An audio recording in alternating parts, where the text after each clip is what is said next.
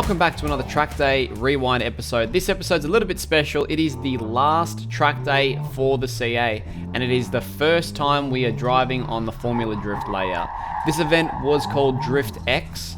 This event is basically a giant matsuri over a couple of days, and we spend pretty much the whole of one day, Saturday, down on the dome at Calder Park, just sending it, learning the limits of the track. As you can see there, we hit the camber. So basically, just to put in perspective, the Thunderdome that we're drifting in at the moment is an ex-NASCAR track. It's basically deserted, and the only time it gets use is for TV ads and for drifters. So it is a absolute playground, being able to drift through the old pit lane.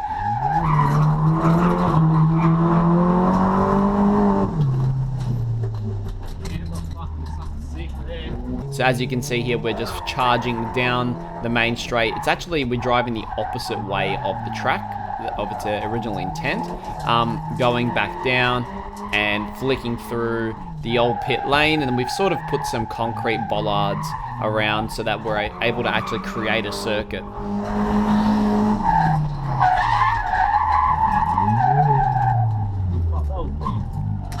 This track is really technical, and it can be a disaster as there is concrete barriers absolutely everywhere. So here we are in the little CA that could, charging up the straight, flicking in third gear, then back to second for the remainder of the course.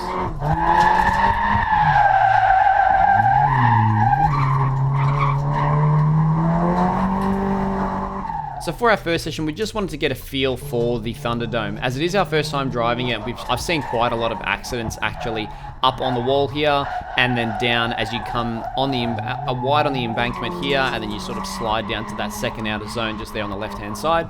I have definitely seen a lot of crashes there and cars being written off. So it was a little bit daunting at first, but so once I got the hang of it, it's a really fun track to drive.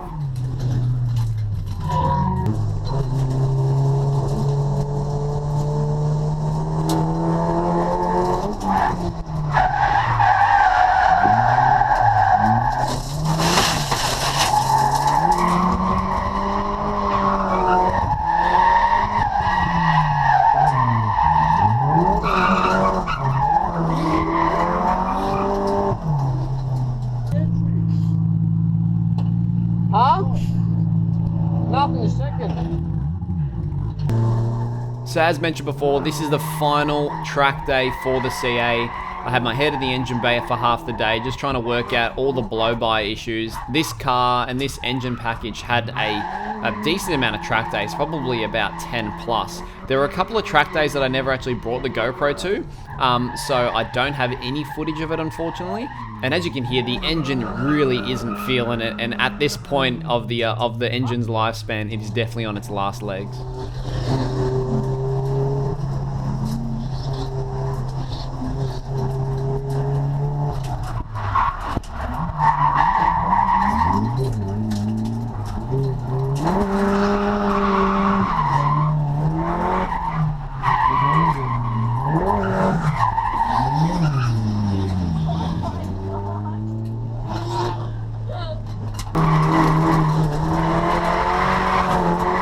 The best part about the CA over the years of drifting using it was all I had to do was just change oil every single track day. I just dumped the oil, put a fresh set of oil in for the engine, and away we went.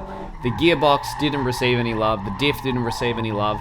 The car would just keep going and going and going.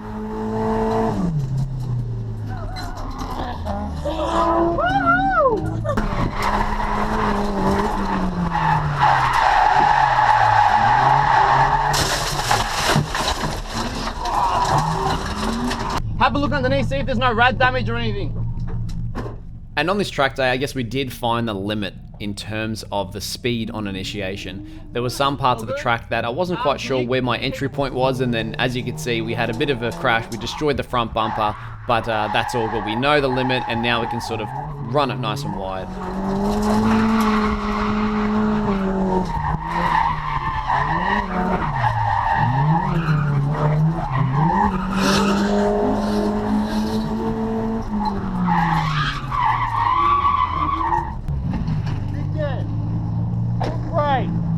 Foot brake.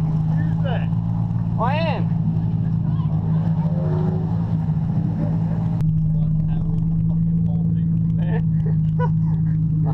hard part. I know, I was watching you laughing. Hey, but it was a hard hit. Nothing, headlight fucking snapped off. So just some minor cosmetic damage, even though it was just a front bumper, a little bit of a headlight tab, nothing too crazy. So we ended up just going back out and sending it again. So this actual track layout is something to note. So we do quite a lot of track days after this when we're driving the dome. And slowly over that period of time, we get more and more comfortable.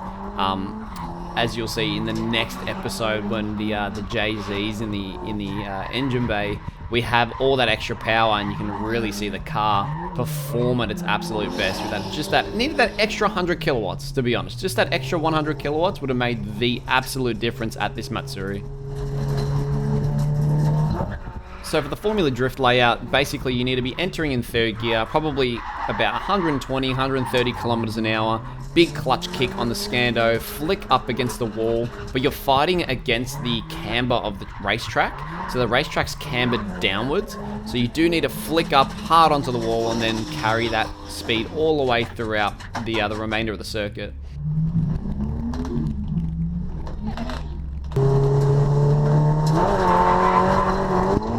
So not only is the Formula Drift layout open for DriftX, but they also have the other main national circuit open as well. The entire motor complex is basically one giant Matsuri. So there's 2 tracks spanned over the course of the weekend.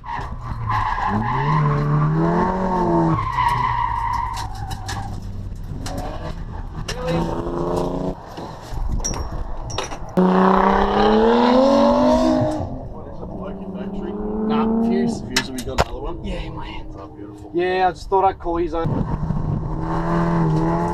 So we always had this issue with this car. We fixed it in later episodes, but there was always an issue with fuel surge. So the moment that the car would be low on fuel, the fuel would actually swing and carry the wires, and they would actually be touching inside the tank. So I found out at a later stage the reason why the fuses were popping was because the actual wiring for the fuel pump in the tank would be arcing out on itself and basically creating a short. I'm very lucky that the car didn't blow up or the fuel tank didn't explode.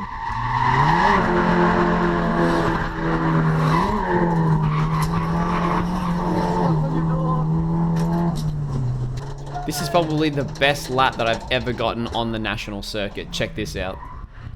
So big flick in, third gear, long bum drag, keep it in third gear, couple of clutch kicks, wide, out to outside zone 3, back over to 4, bum drag, up onto the wall.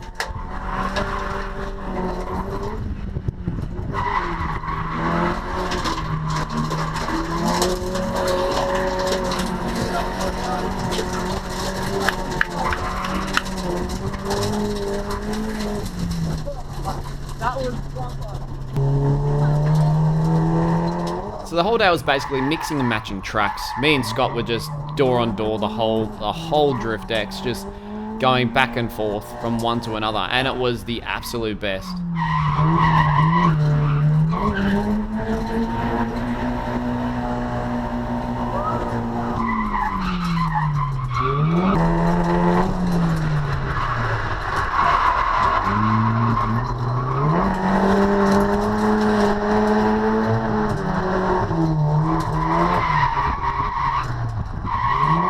And over here we initiated at full throttle, top speed. Unfortunately someone spun up ahead, so I hit the brakes, and then this is what happened.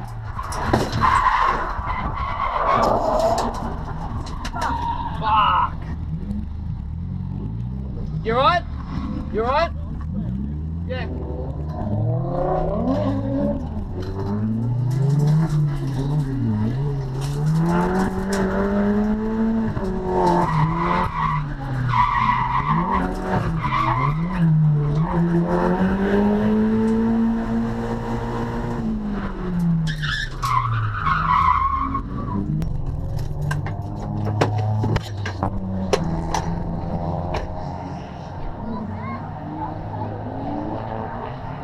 That's alright, fuck. So on that impact, the rear of my car was a little bit damaged, but the main problem of that crash was the front of Scott's intercooler. He basically smashed his return flow intercooler, and he didn't have one spare, so we had to run down to the shops and go grab one for the afternoon to follow.